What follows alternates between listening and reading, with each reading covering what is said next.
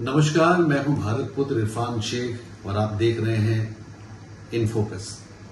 जी हां, आज जो खबरें हैं जो फोकस में है वो ये है हाउ टू सेव एनर्जी, और इसका एक बड़ा सिग्नल हमारे honourable prime minister Narendra Modi साहब ने दिया है।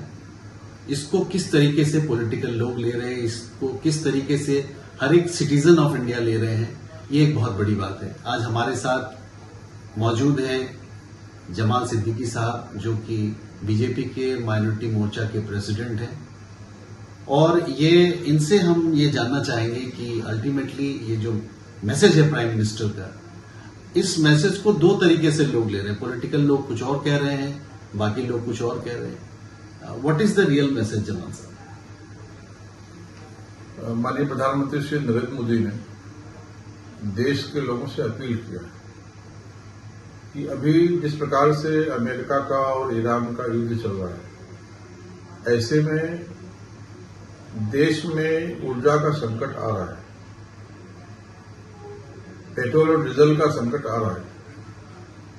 तो माननीय प्रधानमंत्री ने अपील किया है कि हम सब जो पेट्रोल और डीजल की गाड़ियां हैं, इसका इस्तेमाल कम से कम करें।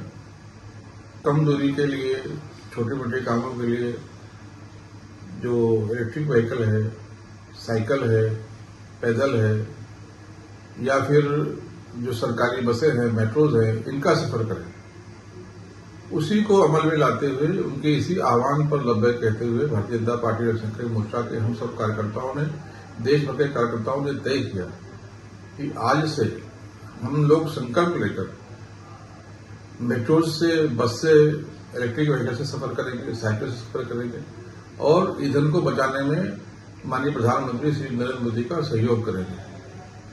इसलिए आज हम सब लोगों ने अपने अपने घरों से कार्यालय जाने के लिए, काम पर जाने के लिए साइकिल का उपयोग किया है। मैं भी आज जो हमारा निवास है 36 मीना बाग नई दिल्ली में, वहां से हमारे कार्यालय तक 5 किलोमीटर साइकिल चलाकर आए। मुझे बड़ा अच्छा लगा। एक तो प्रधानमंत्री के साथ खड़े होकर उनके एनर्जी बचाने के अभियान में हम लोगों ने अपने आप को समर्पित किया, और दूसरा हम लोगों ने जो एक प्रदूषण हो रहा है दिल्ली में हमारे, उसको भी कम करने में कहीं ना कहीं अपना योगदान दिया।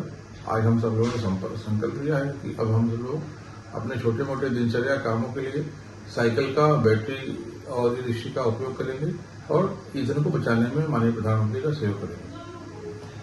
उड़ीसा में डेफिनेटली आपकी सरकार है, बीजेपी की सरकार है, बहुत सारे जगहों में आपकी सरकार है, लेकिन जिन जगह पे आपकी सरकार नहीं है, वहां पे क्या रिएक्शन है इस मूव पर? देखिए, जो लोग सोने का चम्मच लेके पैदा हुए, जो लोग अस्पताल से पैदा होने के बाद घर जब आना हुआ तो मर्सिडीज में आए, कार में आए, बड़ी बड़ी कारों में आए, जिन्होंने साइकिल कभी देखा नहीं, सड़क पे कभी नंगे निकले नहीं, तो उनको जो दिक्कत हो रही वो तो क्रिटिसाइज करेंगे, गुमराह करेंगे। लेकिन हम भारतीय जनता पार्टी कार्यकर्ता लोग हमेशा संघर्ष करके आगे बढ़े। हम लोग साइकिल चलाकर यहां तक पहुंचे हैं, हम लोग कोई दिक्कत नहीं है। हम लोग आम आदमी के साथ रहकर आम आदमी की समस्याओं को समझने का हमेशा काम करते हैं, और कहीं ना कहीं इस अभियान में जो ईंधन बचाने का अभियान माननीय प्रधानमंत्री ने दिया है, ये हमें आम आदमी के साथ जोड़ेगा। क्योंकि 70 से 80% लोग आज भी जो गरीब लोग हैं वो साइकिल का उपयोग करते हैं, द्विचक्री वाहन का उपयोग करते हैं। तो इसमें कोई बड़ी बात नहीं है, हम कर सकते हैं। लेकिन जो लोग कांग्रेस, सपा, बसपा के लोग हैं, जो रेसी देखकर बड़े हुए हैं, जो रेसी में पले बड़े हुए हैं, उनकी निश्चित बात है वो नहीं कर सकते।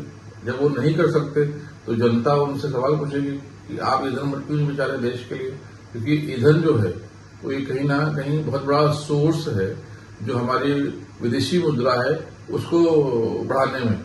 विदेशी मुद्रा की जो कीमत बढ़ रही है, ये पेट्रोल डीजल बहुत बड़ा सोर्स है, गैस बहुत बड़ा सोर्स है, और हम लोग पेट्रोल डीजल और गैस पैदा नहीं कर सकते, हमारे पैदा नहीं होता है, लेकिन हम उसकी खपत कम करके उसको नीचे ला सकते हैं। तो जिस प्रकार से जो विदेशी लोग हैं जिनके पास गैस और डीजल है, वो भारत का ब्लैकमेलिंग ना करें, भारत को कहीं ना कहीं दबाव में लाएं कि भाई ये डीजल पेट्रोल पे निर्भर लोग हैं। तो इसलिए उसकी निर्भरता को कम करने के लिए माननीय प्रधानमंत्री ने अपील किया है। बाकी सब लोग उसमें शामिल हो रहे हैं, कोई साइकिल से चल रहा है, कोई ई व्हीकल से चल रहा है। अब वो जो रईस लोग हैं जिनको दिक्कत जा रही चलने में, तो कोई ना कोई बहाना बनाएंगे, देश को गुमराह करने का काम करेंगे, तो वो अपना काम करते रहेंगे। लेकिन आज की जो देश की जनता है वो माननीय प्रधानमंत्री को अपना पालक मानती है, माननीय प्रधानमंत्री श्री नरेंद्र मोदी पर विश्वास करती है और जो वो कहते हैं उसको करती है। हमने आज भी देखा, मैं जब 5 किलोमीटर साइकिल चलाकर आया तो रास्ते भर में मैंने देखा कि आज ट्रैफिक कम है। बहुत सारे लोग 2-3 लोग मिलकर कार से जा रहे हैं, बहुत सारे लोग बसेस का उपयोग कर रहे हैं, बहुत सारे लोग मेट्रो का उपयोग कर रहे हैं, बहुत सारे लोग साइकिल से भी चल रहे हैं।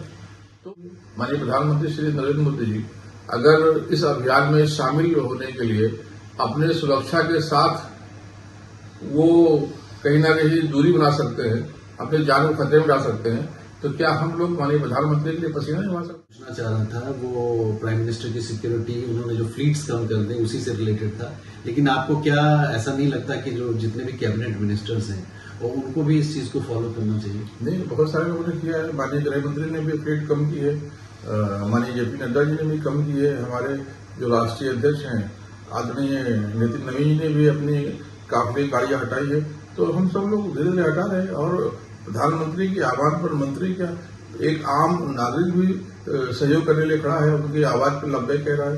ये बहुत अच्छा संकेत है और मुझे लगता है कि देश में एक अच्छा माहौल तो बन रहा है, लेकिन विदेशों में भी इसकी बहुत बड़ी एक संदेश जाने वाली है कि जो 140 करोड़ भारतीय हैं ये माननीय प्रधानमंत्री श्री नरेंद्र मोदी के साथ खड़े हुए हैं। इससे देश की ताकत, जो विदेश में बैठे हुए लोग हैं जो कहीं ना कहीं भारत की तरफ बुरी नजर रखते हैं, उनको भी एक बड़ा संदेश मिलेगा इससे।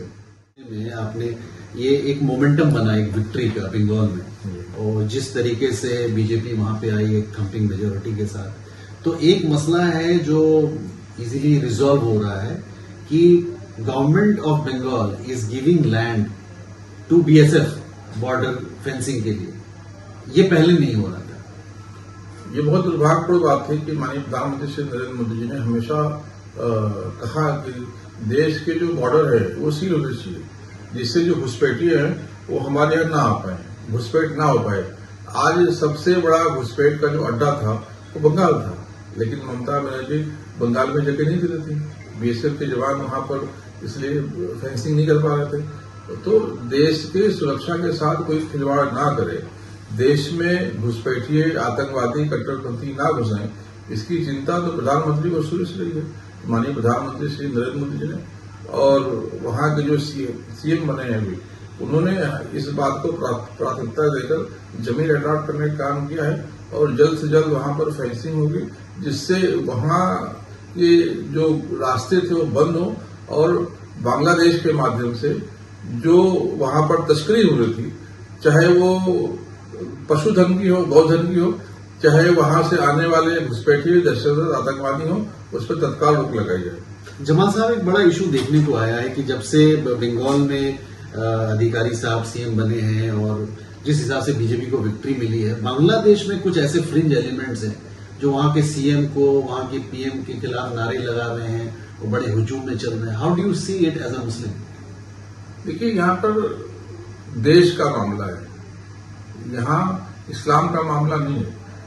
भारत का हर कोई व्यक्ति, वो चाहे हिंदू हो चाहे मुसलमान हो, वो अगर देश की बात आएगी तो देश के साथ खड़ा रहेगा। मैं भी देश के साथ खड़ा हूं। और जो पाकिस्तान और बांग्लादेश के आतंकवादी दहशतगर्द हैं, जिनको ये लगा कि अब तो ये हमारा नाक दबा देंगे, अब हमारे जो घुसपैठी है वो जाकर जो भारत को कमजोर करने का काम कर रहे हैं, भारत में जनसंख्या विस्फोट करने का काम कर रहे हैं, भारत में मुसलमान को बदनाम करने का काम कर रहे हैं। क्योंकि बहुत सारे जो घटनाएं होती हैं वो पाकिस्तान और बांग्लादेश के घुसपैठी करते हैं, जिससे मुसलमान और इस्लाम भारत का बदनाम हो। जब बॉर्डर सील हो जाएंगे, एक सख्त मुख्यमंत्री जो समझो आधिकारिक रूप में बंगाल को मिला है, जो प्रधानमंत्री की एक एक लाइन को नीचे उतारने का काम करेंगे, तो अब उनके पेट में दर्द हो रहा है, इसलिए वो जरूर बक रहे हैं। मुझे लगता है कि ये उनकी फ्रस्ट्रेशन को दिखा रहा है और ये भी साबित कर रहा है कि इस प्रकार से जो बंगाल के लोग थे वो बांग्लादेश में और जो नीतियां थी, जो वहां घुसपैठ था, वो बंगाल में लागू कर रहे थे, इसलिए आज उनको दर्द हो रहा है। बहुत बहुत शुक्रिया। तो अल्टीमेटली आपने देखा कि किस हिसाब से जमाल साहब ने एक चीज बिल्कुल क्लैरिफाई कर दिया कि हिंदुस्तान मोदी जी के साथ है and we are really strong today.